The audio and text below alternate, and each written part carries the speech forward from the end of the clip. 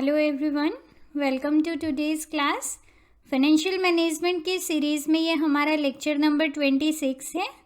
आज हम cash management के टॉपिक को कंटिन्यू करते हुए इसमें टेक्निक्स डिस्कस करेंगे जो यूज़ की जाती है कैश को मैनेज करने के लिए। देखिए, हमने पिछले लेक्चर में ये चीज़ डिस्कस की थी कि कैश मैनेजमेंट की 3 बेसिक स्ट्रेटजीज़ होती है। कैश मैनेजमेंट में मेन चीज़ हमें क्या करना होता है, कैश साइकिल जो है, यानी जो टाइम पीरियड लग रहा है कैश को वापस कैश में कन्वर्ट होने में, यानी raw material, work in progress, finish goods, फिर डेटर्स, यहाँ से वापस कैश में कन्वर्ट होने में जो टाइम लग रहा है उसको हम कैश साइकिल बोलते हैं। इस साइकिल को हमें छोटे से छोटा रखना है। तो इस साइकिल को छोटे से छोटा रखने के लिए 3 स्ट्रेटेजीज हमने डिस्कस की थी। पहली स्ट्रेटेजी है कि आप अपनी इन्वेंट्री को अच्छे से मैनेज करो। आप ये मेक श्योर करो कि आपकी इन्वेंट्री ज़्यादा लंबे टाइम तक आपके पास ना रहे, जल्दी से वो कन्वर्ट हो जाए। ठीक है। उसके बाद जो आपके रिसीवेबल्स हैं, यानी जो भी डेटर्स और बिल्स रिसीवेबल हैं, वहाँ से जल्दी आप पैसा कलेक्ट करो। एंड देन तीसरी चीज़ है कि अकाउंट्स पेएबल की पेमेंट जितना आप डिले कर सकते हो उतना ज़्यादा डिले करो।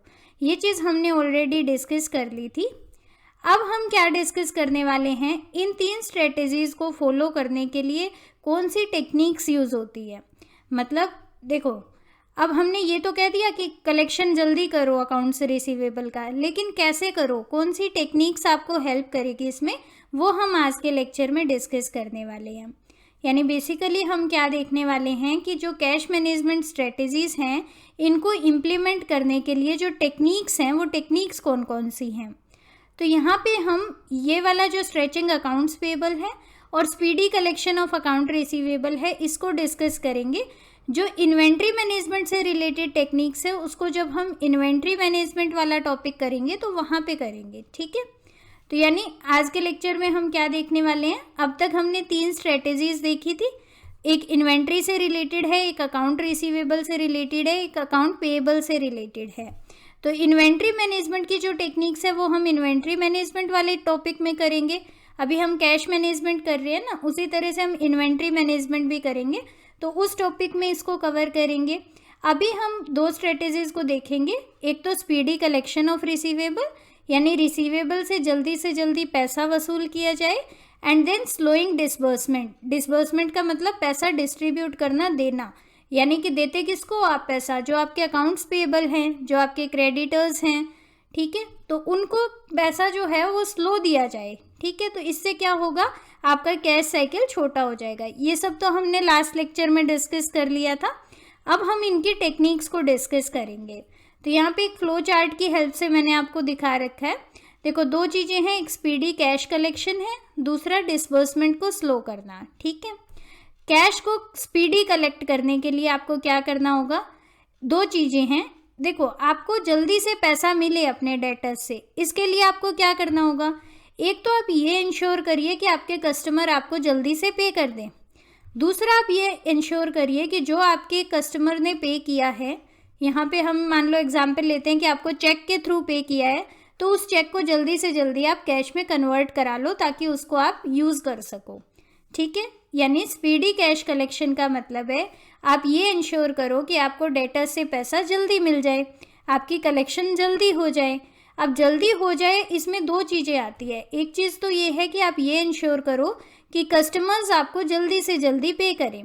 दूसरा, आप ये इंश्योर करो कि जो कस्टमर ने आपको पे किया है उसको जल्दी से जल्दी कैश में कन्वर्ट करवा लो।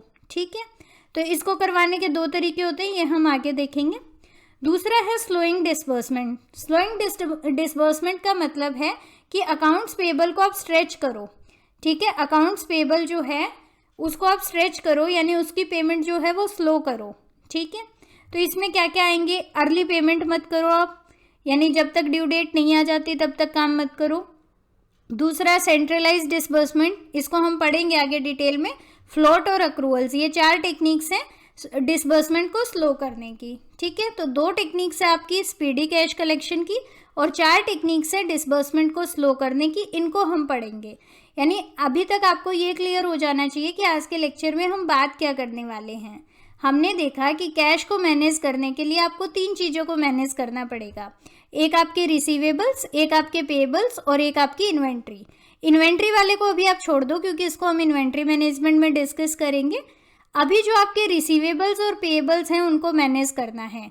रिसीवेबल से हम चाहते हैं कि जल्दी से जल्दी कैश कलेक्ट हो जाए, पेएबल्स को हम चाहते हैं कि आपको लेट पैसा देना पड़े, ठीक है, क्योंकि वो आपके लिए as a source of fund इस्तेमाल होता है। ये हम ऑलरेडी डिस्कस कर चुके हैं। तो अभी हम क्या देखने वाले हैं कि ये रिसीवेबल और पेएबल को मैनेज करने के लिए कौन सी टेक्निक्स यूज़ करनी है। तो रिसीवेबल्स में 2 टेक्निक है और पेएबल को मैनेज करने की 4 टेक्निक्स हैं, इनको हम देखेंगे, ठीक है। तो पहले रिसीवेबल्स वाली बात करते हैं कि कैश कलेक्शन यानी कि रिसीवेबल से जो आपको कैश कलेक्ट करना है वो स्पीडी कैसे हो, वो जल्दी कैसे हो, उस प्रोसेस को तेज़ कैसे किया जाए। तो इसमें 2 चीज़ें हैं। देखो, पहली चीज़ है कि आप कस्टमर्स को ये चीज़ इंश्योर करो कि कस्टमर आपको जल्दी से पे करे। दूसरी चीज़ ये है कि कस्टमर ने पे कर दिया, हम ये एग्जाम्पल लेंगे यहाँ पे कि चेक के थ्रू कस्टमर पे कर रहा है आपको, तो आप ये इंश्योर करो कि वो चेक आप जल्दी से जल्दी कैश में कन्वर्ट करवा लो, क्योंकि तभी आप उसको यूज़ कर पाओगे ना। अब आपको किसी कस्टमर ने चेक दिया है तो आप उस चेक से पेमेंट नहीं कर सकते, पहले आपको वो चेक अपना बैंक में डिपॉजिट कराना पड़ेगा, वहाँ से आपको कैश मिलेगा, फिर आप उसको यूज़ कर सकते हो, राइट। जब आपके अकाउंट में पैसा आएगा तभी तो आप उसको यूज़ कर सकते हो। तो ये चीज़ इंश्योर करना कि चेक देने के बाद जल्दी से जल्दी वो आपके बैंक बैलेंस में आ जाए, वो आपके कैश में आ जाए, ये इंश्योर करना भी इसके अंदर आएगा, ठीक है। तो अब देखो, ये आप कैसे इंश्योर करोगे कि कस्टमर्स जो हैं वो प्रॉम्प्ट पेमेंट करें, जल्दी से पेमेंट करें। इसके लिए आप 2 चीज़ें यूज़ कर सकते हो। एक तो है, देखो, बिलिंग प्रॉम्प्ट करो, यानी जल्दी से उनको बिल बना के दे दो, तभी तो वो पेमेंट करेंगे। यानी अगर आपने पेमेंट जिस टाइम पे आपने काम किया, जिस टाइम पे आपने गुड्स डिलीवर की, उसी टाइम पे बिल बना के दोगे तो जल्दी पेमेंट करेंगे। अगर आप बिल बनाने में ही 15 दिन लगा रहे हो तो फिर कस्टमर तो पेमेंट उसके बाद ही करेगा। तो ये इंश्योर किया जाए कि बिलिंग जो है वो जल्दी हो। उसके लिए आप मैकेनिकल डिवाइसेस को यूज़ कर सकते हो। आज के टाइम में वैसे भी आपको पता है सारे मैकेनिकल डिवाइसेस के थ्रू ही बिल जनरेट होते हैं। जो मैनुअल वर्क है वो तो बहुत कम रह गया है, ठीक है। अच्छा, दूसरा क्या है कि आप कैश डिस्काउंट दे सकते हो। कैश डिस्काउंट मैंने आपको पहले भी बताया क्या होता है कि आप एक दिन फिक्स कर देते हो। जैसे अगर आप 10 दिन के अंदर पेमेंट कर देते हो तो हम आपको एडिशनल 2% डिस्काउंट देंगे। तो ये जो 2% डिस्काउंट है ये सबको नहीं मिलेगा। ये किन लोगों को मिलेगा? ये उन लोगों को मिलेगा जो 10 दिन के अंदर अंदर पेमेंट कर रहे हैं। फाइन।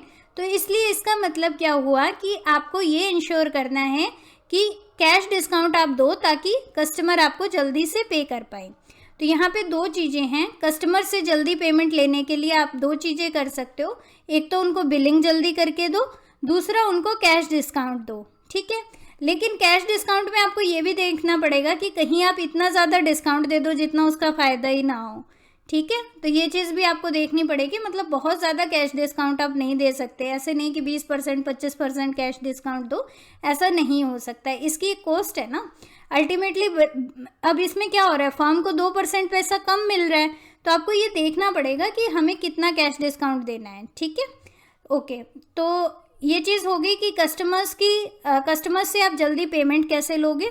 फिर दूसरी चीज़ आती है कि जो पेमेंट कस्टमर्स ने दी है उसको जल्दी से कैश में कन्वर्ट करवाया जाए। तो देखो क्या होता है, एक टाइम लैग होता है किसके बीच में, जब चेक प्रिपेयर किया है और कस्टमर ने आपको भेज दिया है, ठीक है। कस्टमर ने आपको भेज दिया और वो आपके कैश में आया, उसके बीच में एक टाइम पीरियड है। समझ गए इस चीज़ को। मान लो कस्टमर ने आपको 1 तारीख को चेक भेज दिया, लेकिन वो आपके पास आएगा। अभी एग्जाम्पल आप लो कि उसने आपको मेल किया यानी पोस्ट ऑफिस के थ्रू भेजा है मान लो, ठीक है। अब वो आपके पास आएगा, उसके बाद फिर आप उसको जमा करवाओगे, फिर वो बैंक वाले आपको प्रोसेस करके पैसा देगा।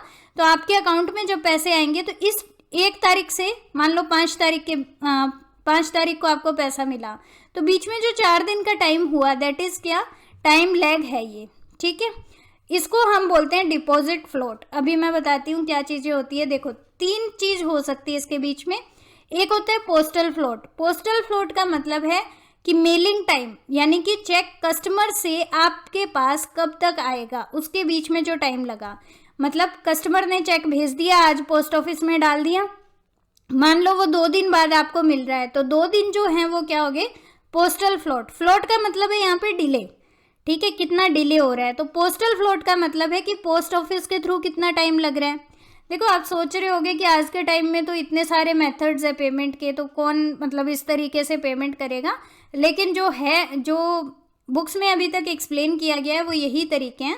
अभी तक ऑनलाइन वाला आ गया है, अब तो RTGS NEFT के थ्रू हाथों हाथ पेमेंट हो जाती है, बट हम यहाँ पे चेक का एग्जाम्पल लेके चल रहे हैं। ठीक है, तो जो पोस्टल फ्लोट है उसका मतलब क्या है कि पोस्ट ऑफिस ने कितना टाइम लिया, जब आपके कस्टमर ने पोस्ट ऑफिस में चेक डाला, वहाँ से लेके अब तक आपके पास जब तक वो रिसीव नहीं हुआ उसके बीच में जो टाइम पीरियड है उसको हम बोलते हैं पोस्टल फ्लोट। देन होता है प्रोसेसिंग फ्लोट या लेथार्जी। लेथार्जी का मतलब होता है आलस। ठीक है, प्रोसेसिंग फ्लोट का मतलब क्या है कि आपके पास चेक आ गया, मान लो 5 तारीख को आ गया, अब आप उसे बैंक में जमा करवाओगे। अब बैंक में जमा जब आप करवाओगे तो ऐसा ज़रूरी तो नहीं कि आज आपके पास चेक आया तो आप आज ही जमा करवा दो। मान लो आपके पास 5 दिन आपके पास ही पड़ा रहा वो चेक, आपने 5 दिन बाद जाके बैंक में डाला, तो ये 5 दिन क्या हो गए आपके लिए प्रोसेसिंग फ्लोट, यानी लेथार्जी यानी आलस। आपका आलस था कि आपने चेक जाके जो है वो बैंक में जमा नहीं करवाया। ठीक है, देन तीसरा होता है बैंक फ्लोट। बैंक फ्लोट का मतलब क्या है, आपने चेक बैंक में जमा करवाया, अब वो बैंक वाला प्रोसेस करेगा उस चेक को एंड देन वो आपके अकाउंट में पैसा डालेगा। मान लो इसमें 1 दिन लग गया तो इसको हम बोलेंगे बैंक फ्लोट। ठीक है, फ्लोट का मतलब है देरी। 3 तरह की देरी हो सकती है। पहला है पोस्टल फ्लोट। पोस्टल फ्लोट मतलब आपके कस्टमर ने आपको जिस दिन चेक भेजा उस दिन से लेके जब आपको वो चेक रिसीव हुआ वो है आपका पोस्टल फ्लोट। ठीक है, रिसीव होने के बाद आप जब उसे बैंक में जमा करवाओगे उसके बीच में जो टाइम पीरियड है, यानी जब चेक आपको मिला और जब आपने उसे बैंक में जमा करवाया उसके बीच में जो टाइम पीरियड है ये है प्रोसेसिंग फ्लोट या लेथार्जी। और तीसरा है बैंक फ्लोट। बैंक फ्लोट का मतलब क्या है कि बैंक में आपने जमा करवा दिया बट बैंक उसे प्रोसेस करेगा, उस प्रोसेस के बाद जब बैंक आपके अकाउंट में पैसा फाइनली डाल देगा वो जो टाइम पीरियड है दैट इज बैंक फ्लोट। और इन तीनों फ्लोट को मिला के जो बनता है दैट इज डिपॉजिट फ्लोट। ठीक है, तो डिपॉजिट फ्लोट का मतलब है कि जो टाइम पीरियड लग रहा है आपको इन तीनों फ्लोट के अंदर। ठीक है, यानी बेसिकली डिपॉजिट फ्लोट को आप ये भी कह सकते हो कि वो चेक जो कस्टमर ने आपको दे दिए हैं लेकिन अभी तक आप उसे यूज़ नहीं कर पाए हो।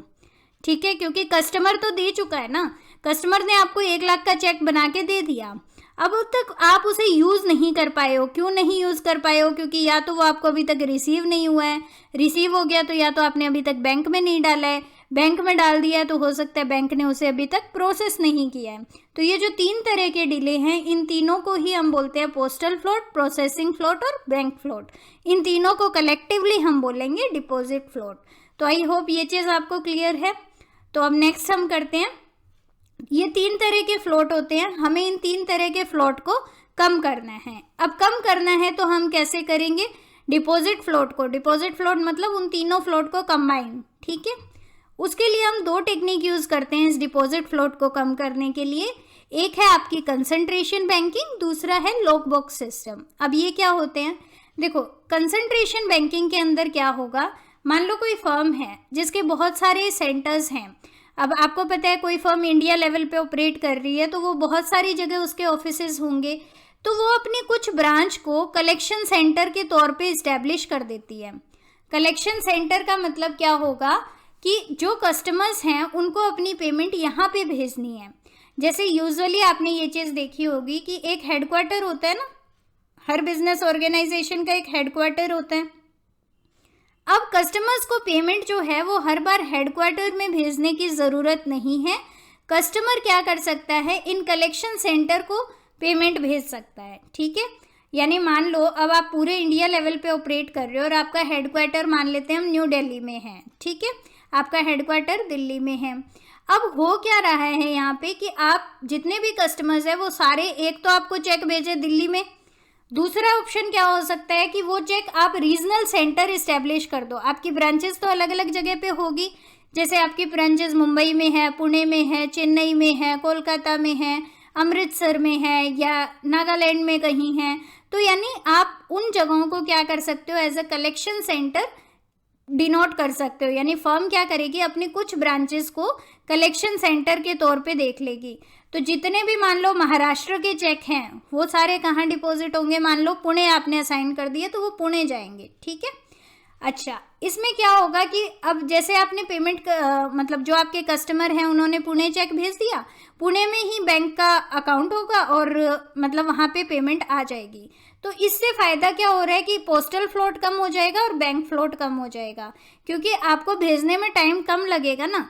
अब एक तो जो डिस्टेंट लोकेशन है, मतलब महाराष्ट्र में आप बैठे हो, आप दिल्ली चेक भेज रहे हो, दूसरा महाराष्ट्र में आप किसी और लोकेशन से, जैसे सपोज मुंबई से पुणे भेज रहे हो, तो मुंबई से पुणे भेजना आसान है, जल्दी भेजा जाएगा, तो पोस्टल फ्लोट आपका रिड्यूस हो जाएगा, ठीक है। और बैंक फ्लोट भी रिड्यूस हो जाएगा, क्योंकि चांसेस ये हैं कि अब मान लो आपका कस्टमर जो है वो महाराष्ट्र का है, उसने पुणे में भेजा, तो आप ये चांसेस लगा के चलो कि वो उसका जो बैंक अकाउंट है, जो कस्टमर है उसका बैंक अकाउंट भी महाराष्ट्र में ही होगा, तो जल्दी सेटलमेंट हो सकेगी। देखो आज के टाइम में तो सारे बैंक्स की कनेक्टिविटी अच्छी है, तो ऐसा नहीं होता है, मतलब यूजुअली अब तो सारा ऑनलाइन सिस्टम होने लग गया है, तो कनेक्टिविटी का इतना इशू नहीं है। पहले ये था कि हाँ भाई पुणे में अगर बैंक की ब्रांच है और पुणे से ही पैसा कलेक्ट करना है तो दैट इज़ ईजी, तो इसलिए ये कह रहे हैं कि इससे आपका बैंक फ्लोट भी ईजी हो जाएगा, मतलब कम हो जाएगा कि आप जल्दी से पैसा बैंक आपको कन्वर्ट करके दे सकता है, ठीक है। तो यानी यहाँ पे कंसंट्रेशन बैंकिंग के अंदर हम क्या करते हैं, हम ये इंश्योर करते हैं कि जो आपकी कुछ ब्रांचेस हैं उनको हम कलेक्शन सेंटर के तौर पे इस्टेब्लिश कर देते हैं, और उस ब्रांचेस के अंदर ही जो कस्टमर है वो अपनी पेमेंट करते हैं, ठीक है, ना कि हेडक्वार्टर के अंदर। अब लॉक बॉक्स सिस्टम में क्या होता है, लॉक बॉक्स सिस्टम में क्या होता है, फर्म्स जो है वो post office lock box system hire करती है अलग अलग सेंटर पे। कहने का मतलब क्या है कि जैसे आपने अलग अलग एरियाज आइडेंटिफाई किए, मतलब अलग अलग लोकेशंस आइडेंटिफाई कर ली पूरे इंडिया के अंदर, वहाँ पे आपका बैंक आपको लॉक बॉक्स देगा, पोस्ट ऑफिस लॉक बॉक्स देगा। इसका मतलब क्या है कि वहाँ पे जाके कस्टमर अपना चेक डिपॉजिट करा देंगे उस लॉक बॉक्स में, और बैंक क्या करेगा, उस लॉक बॉक्स से चेक निकालेगा और पेमेंट अपने आप वो आपके अकाउंट में डाल देगा, ठीक है। यानी कंसंट्रेशन बैंकिंग और लॉक बॉक्स सिस्टम में फ़र्क क्या आ रहा है, देखो सिमिलैरिटी क्या है कि दोनों में हम रीजनल लेवल पे डिवाइड कर दे रहे हैं, मतलब अलग अलग जो कलेक्शन सेंटर इस्टेब्लिश कर रहे हैं मेन हेडक्वार्टर की जगह, ठीक है। लेकिन डिफरेंस क्या है, कंसंट्रेशन बैंकिंग में ब्रांचेस जो होती है, जो बिजनेस के ऑफिसेज हैं, उन्हीं को कलेक्शन सेंटर बनाया जाता है, लेकिन लॉक बॉक्स सिस्टम के अंदर जो कलेक्शन सेंटर बनाया जाएगा वो बैंक के द्वारा बनाया जाएगा, यानी बैंक अपनी अपनी ब्रांचेस आपको दे देगा, मतलब जैसे बैंक की जहाँ जहाँ ब्रांच है वहाँ पे आपको लॉक बॉक्स सिस्टम प्रोवाइड कर दिया जाएगा। यानी कंसंट्रेशन बैंकिंग के अंदर जो कलेक्शन सेंटर है वो उसकी ब्रांचेस होती हैं, और लॉक बॉक्स सिस्टम के अंदर लॉक बॉक्स होते हैं जो कि बैंक के द्वारा मेंटेन किए जाते हैं, वो आपके कलेक्शन सेंटर होंगे, ठीक है। अच्छा, अब इसमें होगा क्या, वही चीज़ है कि आपने लॉक बॉक्स में आप जो आपके कस्टमर है वो चेक डालेंगे, बैंक उसको खाली करेगा, बार बार देखता रहेगा लॉक बॉक्स में क्या है क्या नहीं, उसको खाली करेगा और आपके अकाउंट में पैसा डिपॉजिट करा देगा, ठीक है। अब इससे सारी चीज़ें रिड्यूस होगी। देखो इससे लेथार्जी भी रिड्यूस हो गई। लेथार्जी कैसे रिड्यूस हो गई, क्योंकि देखो लेथार्जी का मीनिंग मैंने आपको क्या बताया था कि आपके पास चेक आ गया लेकिन आपने उसे बैंक में डिपॉजिट नहीं कराया है, उसके बीच का जो गैप है दैट इज़ लेथार्जी। अब यहाँ पे ये सिस्टम तो ख़त्म ही हो गया ना, क्योंकि जैसे ही कलेक्शन सेंटर में यानी लॉक बॉक्स के अंदर जब आएगा चेक तो वैसे ही बैंक उसे डिपॉजिट कर देगा, तो लेथार्जी भी रिड्यूस हो गई।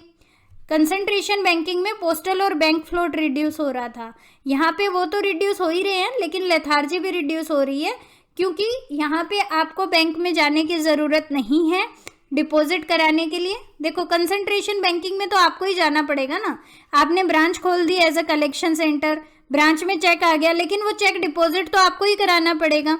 तो कंसंट्रेशन बैंकिंग लेथार्जी को कम नहीं करती है, लेकिन लॉक बॉक्स सिस्टम जो है वो लेथार्जी को रिड्यूस करता है, ठीक है। तो आई होप ये चीज़ आपको क्लियर है। कंसंट्रेशन बैंकिंग और लॉक बॉक्स सिस्टम में हम क्या करते हैं, एक हेडक्वार्टर की जगह अलग अलग जगह पे पेमेंट रिसीव करते हैं। अब उस अलग अलग जगह पे पेमेंट रिसीव करने के दो तरीके हो सकते हैं, ठीक है। कंसंट्रेशन बैंकिंग के अंदर हम अपने फर्म के ब्रांचेस को कलेक्शन सेंटर के तौर पे यूज़ करते हैं, और लॉक बॉक्स सिस्टम में हम लॉक बॉक्स को यूज़ करते हैं जो कि बैंक के द्वारा प्रोवाइड किए जाते हैं, उनको as a collection centre use करते हैं। कंसंट्रेशन बैंकिंग में पोस्टल और बैंक फ्लोट कम होता है और लॉक बॉक्स सिस्टम में लेथार्जी भी कम होती है, यानी तीनों तरह के फ्लोट कम होते हैं। ठीक है, अब हम आगे चलते हैं। देखो वैसे तो ये चीज़ है कि इन दोनों मेथड के फ़ायदे हैं, कंसंट्रेशन बैंकिंग और लॉक बॉक्स के, लेकिन इनकी एक कॉस्ट भी है। कॉस्ट क्या है? कंसंट्रेशन बैंकिंग में कॉस्ट क्या होगी कि आपको मल्टीपल कलेक्शन सेंटर बनाने पड़ेंगे अपनी हर यूनिट में, तो उसका आपको कॉस्ट आएगा। और लॉक बॉक्स सिस्टम में क्या है कि बैंक आपसे कंपनसेशन मांगेगा, क्योंकि जब बैंक आपको ये सर्विस दे रहा है तो उसको कुछ चाहिए फिर, तो वो आपसे कंपनसेशन मांगेगा। तो आपको ये देखना पड़ेगा कि इस मेथड से आपको फ़ायदा कितना हो रहा है और नुकसान कितना हो रहा है, यानी आपको कॉस्ट कितनी बियर करनी पड़ रही है। तो इन मेथड के कॉस्ट बेनिफिट देखने के बाद ही आप सिलेक्ट करोगे कि आपको दोनों में से कौन सा मेथड लेना है, या दोनों मेथड लेने हैं तो कहाँ कहाँ पे यूज़ करने हैं। ठीक है, चलिए नेक्स्ट करते हैं। अब देखो ये तो था कि हमें कलेक्शन जल्दी करना है, अब हम बात करते हैं कि हमें पेमेंट स्लो करनी है। अब पेमेंट स्लो करना क्यों ज़रूरी है? क्योंकि ये एक सोर्स ऑफ फंड की तरह हो जाता है। मान लो आपको पेमेंट करनी थी किसी को और आप 15 दिन बाद पेमेंट कर रहे हो, तो 15 दिन तक वो कैश आपने अपने पास रखा, वो कैश जो आपका नहीं था वो आपने 15 दिन तक अपने पास रखा, ये कह सकती हूँ मैं। अब 15 दिन तक अपने पास रखा तो इसका मतलब ये आपके लिए एक interest free source of fund हो गया ना, इस पर आपको ब्याज तो नहीं देना पड़ा। 15 दिन बाद आपने पेमेंट की तो 15 दिन के लिए आपको ये पैसा यूज़ करने को और मिल गया। ठीक है, इसलिए हम चाहते हैं कि हमारी डिसबर्समेंट स्लो हो। ओके, तो इसके अंदर कौन कौन से मेथड हैं वो हम देखेंगे अभी। Avoidance of early payment, centralise disbursement, float है, अक्रूवल्स है। फ्लोट का ही पार्ट है ये चेक एंड कैशमेंट एनालिसिस तो। ठीक है, तो चलिए इसको हम देखते हैं। देखो पहली टेक्निक है डिसबर्समेंट स्लो करने की कि आप अर्ली पेमेंट ना करो। ऑब्वियस सी बात है कि अर्ली पेमेंट अगर आप करोगे तो यानी आप जल्दी पैसा दे रहे हो तो आपको वो पैसा यूज़ करने को नहीं मिलेगा। तो ड्यू डेट पे आप पेमेंट करो। आपने देखा होगा ना, कुछ लोग जब एकदम सिर पे काम आता है तभी काम करते हैं, जब लास्ट डेट है तब हम काम करेंगे। तो ये वही वाला सिस्टम है कि जब आपकी ड्यू डेट आए आप तभी पेमेंट करो। इससे होगा क्या, इससे आप पैसे को मैक्सिमम पॉसिबल यूज़ कर सकते हो। जैसे मान लो आपको हर महीने की 30 तारीख को रेंट देना होता है तो आप उसे 30 को ही दो। इसका कहने का मतलब ये है, क्योंकि अगर आप 1 तारीख को दे देते हो या 10 तारीख को दे देते हो तो इसका मतलब आप उस पैसे को यूज़ कर सकते थे, लेकिन आप अब नहीं कर रहे हो। ठीक है, ओके। देन सेकंड है सेंट्रलाइज डिसबर्समेंट। सेंट्रलाइज डिसबर्समेंट का मतलब है कि एक कॉमन अकाउंट रखो और वहाँ से पेमेंट करो। यानी जैसे हमारा मान लो पूरा इंडिया में बिजनेस चलता है, पूरे इंडिया में अलग अलग डिसबर्समेंट सेंटर बनाने की जगह सेंट्रलाइज डिसबर्समेंट रखो, यानी एक ही अकाउंट से पेमेंट करो। उससे क्या होगा, ट्रांजिट टाइम बढ़ जाएगा। ठीक है, अब आपने दिल्ली से चेक भेजा है तो वो आपको कई दिन बाद पहुंचेगा, मान लो कई दिन तो नहीं, मतलब कुछ टाइम लैग के बाद पहुंचेगा। ठीक है, तो इस तरह से क्या होगा, आपके डिसबर्समेंट स्लो हो जाएगी, पेमेंट स्लो हो जाएगी। ठीक है, और सेंट्रलाइज डिसबर्समेंट का एक फ़ायदा ये भी है कि आप कंट्रोल अच्छे से कर सकते हो, टाइट कंट्रोल हो सकता है खर्चों पे। ठीक है, देन बात आती है अक्रूवल्स की। अक्रूवल्स का मतलब क्या होता है, देखो आपने कई बार क्या होता है कि हम कोई चीज़ ऑर्डर करते हैं, कुछ चीज़ बनवानी है, मान लो हमें फर्नीचर बनवाना है तो हम फर्नीचर वाले को कुछ एडवांस दे देते हैं। अब तक हमने मान लो वो चीज़ ली नहीं है लेकिन हमने उसको एडवांस दे दिया। ठीक है, तो ये एडवांस उसके लिए क्या है, एक सोर्स ऑफ फंड ही तो है जिसके ऊपर उसको इंटरेस्ट नहीं देना पड़ रहा। यानी अक्रूवल्स का मतलब है ऐसी कोई गुड या सर्विस जो आपने रिसीव कर ली है लेकिन अभी तक उसके लिए पे नहीं किया है, तो वो अक्रूवल्स हो गए। अब जैसे एग्जाम्पल एक और लो, मान लो आप वेजेस का एग्जाम्पल लो। आपके एम्प्लॉय को आप 30 तारीख को पेमेंट करते हो महीने के एंड में। अब एक बात बताओ मुझे, 1 तारीख को जो एम्प्लॉय ने काम किया, फिर 2 को काम किया, फिर 3 को काम किया, फिर 4 को किया, 5 को किया, ऐसे हर दिन आपके लिए काम किया। अब जो 1 तारीख को उसकी वेजेस थी, मान लो आप किसी एम्प्लॉय को 30,000 रुपये दे रहे हो तो 1,000 रुपये उसने 1 तारीख को कमाए, 2 तारीख को 1,000 रुपये कमाए, लेकिन क्या आप उसे रोज़ पेमेंट कर रहे हो? नहीं कर रहे, आप उसे 30 तारीख को पेमेंट कर रहे हो। यानी कायदे से जो 1,000 रुपये का काम आपने 1 तारीख को करवाया था, आप उसकी पेमेंट 30 तारीख को कर रहे हो, राइट। अब इसका मतलब क्या हो गया, 29 डेज के लिए आपको एक क्रेडिट मिल गया ना, एक उधारी मिल गया। 29 डेज तक आप इस 1000 रुपये को यूज़ कर रहे हो, इस पर ब्याज तो नहीं देना पड़ रहा। तो ये है अक्रूवल्स। तो इसके अंदर आप क्या कर सकते हो, लेस फ्रीक्वेंट पेरोल यूज़ करो, यानी वीकली करने की जगह मंथली पेमेंट करो। उससे क्या होगा, अब देखो एक तो आपको वीक में पेमेंट करनी है, मान लो इसी पर्सन को आप हर वीक पे करोगे तो क्या होगा, 7 तारीख को आपको पे करना पड़ेगा। 1 तारीख से आपने शुरू किया तो 7 को पे करना पड़ेगा, यानी 6 दिन के लिए ही आप उस पैसे को यूज़ कर सकते हो। लेकिन अगर आप महीने वाला सिस्टम लेते हो, मंथली पेरोल करते हो, तो आप इस 1000 रुपये को 29 दिन तक यूज़ कर सकते हो, राइट। इस 2 तारीख वाले 1000 रुपये को आप 28 दिन तक यूज़ कर सकते हो। तो इस तरह से आपके अक्रूवल्स को आप मैनेज कर सकते हो, ठीक है। हम पढ़ रहे हैं बेसिकली कि डिसबर्समेंट को स्लो कैसे किया जाए। तो उसमें एक तो ये है कि जल्दी पेमेंट मत करो, ड्यू डेट पे करो। दूसरा ये है कि सेंट्रलाइज्ड पेमेंट सिस्टम रखो। तीसरा ये है कि अक्रूवल्स रखो, ठीक है। ओके, नेक्स्ट हमारे पास है फ्लोट। ये एक इम्पॉर्टेंट कंसेप्ट है। फ्लोट का मीनिंग देखो वही है, वहाँ पे हम रिसीवेबल के कंटेक्स्ट में ले रहे थे, यहाँ पे हम पेएबल के कंटेक्स्ट में ले रहे हैं। तो पेएबल के कंटेक्स्ट में फ्लोट का मतलब क्या होगा कि मान लो आपने आज चेक लिख के और मेल कर दिया, ठीक है। अब मेल किया आपके मतलब आपने आज मेल कर दिया मान लो 1 तारीख को, ठीक है। अब आप मुझे ये बताओ कि वो चेक जो है वो कस्टमर के पास पहुंचेगा, उसके बाद कस्टमर उसे बैंक में डिपॉजिट कराएगा, फिर बैंक आपके अकाउंट से पैसे काटेगा। ऐसा तो नहीं है कि चेक लिखते ही अकाउंट से पैसा कट जाता है, नहीं, ठीक है। तो मान लो उसमें होगी 10 तारीख कि आपको बैंक ने जो आपके अकाउंट से पैसे काटे वो 10 तारीख को काटे, तो ये 10 दिन का गैप जो है ये है फ्लोट। फ्लोट का मतलब क्या है, चेक जब लिखा गया और चेक से जब एक्चुअल में पेमेंट हुई है उसके बीच का जो गैप है दैट इज फ्लोट, ठीक है। अब फ्लोट के अंदर, फ्लोट को आप ऐसे भी कह सकते हो कि आपके बैंक बैलेंस और कैश बैलेंस में जो डिफरेंस है दैट इज फ्लोट। इसका मतलब क्या है मैं आपको बताती हूँ। देखो जैसे आपने मान लो चेक लिखा, 1 लाख रुपए का चेक लिखा, आप अपने अकाउंट्स में तो 1 लाख रुपए दिखा दोगे कि आपके पास से गए, लेकिन आपके बैंक अकाउंट में वो 1 लाख रुपए अभी भी हैं, ठीक है ना।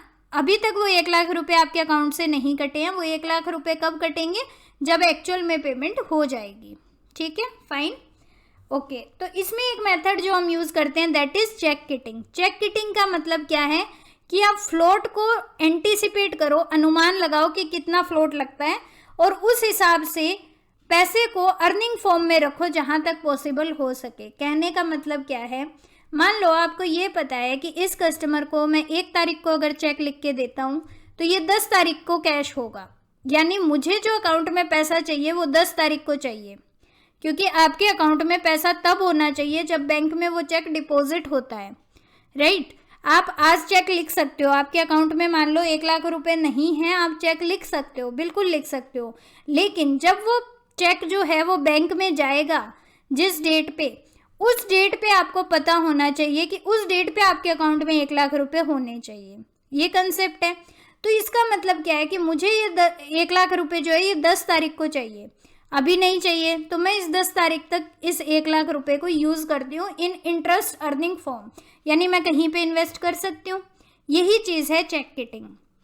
चेक किटिंग का मतलब है कि आप एक पास्ट बिहेवियर से ये अंदाज़ा लगाओ कि कैसे किया जाए, कैसे कितना टाइम लगता है चेक को इशू करने में और चेक से पैसा कटने में। जितना टाइम लगता है उस टाइम के लिए, जैसे हमने यहाँ लगाया कि 10 दिन लगते हैं, तो 10 दिन के लिए आप उस पैसे को अपने बैंक में खाली क्यों पड़ा रहने दे रहे हो, उससे आप ब्याज कमाओ, उससे आप कहीं इन्वेस्ट करके पैसा कमाओ, क्योंकि ये जो 1 लाख रुपए ही आपको 10 तारीख को चाहिएंगे, ठीक है। तो यही है चेक किटिंग। इसके लिए आप 2 मेथड कर सकते हो, एक तो डिस्टेंट बैंक से पेमेंट करो ताकि ट्रांजिट टाइम बढ़ जाए, और दूसरा क्या है, चेक एनकैशमेंट एनालिसिस करो। इसका मतलब क्या है कि आप ये देखो पास्ट एक्सपीरियंस के बेस पे कि कितना टाइम लैग लगता है चेक और उसकी एनकैशमेंट में, यानी चेक इशू आपने कब किया और उसकी एनकैशमेंट कब हुई। ये इतने इंपॉर्टेंट मेथड नहीं है, जस्ट चेक किटिंग का मतलब इम्पॉर्टेंट है कि ये देखना, चेक किटिंग का मतलब है कि ये देखना कि आपको कितना टाइम लगता है जब आपने चेक इशू किया है और आपके अकाउंट से जब पेमेंट कटेगी, इसके बीच में कितना टाइम लगता है। उस टाइम के लिए पैसा जो है वो बैंक में यूं ही ना पड़ा रहे, उस पैसे को कहीं इन्वेस्ट करके हम कुछ अर्निंग कमा लें, यही है चेक किटिंग, ओके। तो आज हमने जो डिस्कस किया 2 बेसिक टेक्निक्स थी कि 2 बेसिक स्ट्रेटेजीज थी कि एक तो स्पीडी कैश कलेक्शन कैसे हो, दूसरा डिसबर्समेंट को स्लो कैसे किया जाए। तो कैश कलेक्शन की हमने 2 टेक्निक देखी और डिसबर्समेंट की हमने 4 टेक्निक्स देखी। आई होप आज का ये लेक्चर आपको क्लियर है। I will be meeting to you in the next lecture. Thank you so much. Have a good day.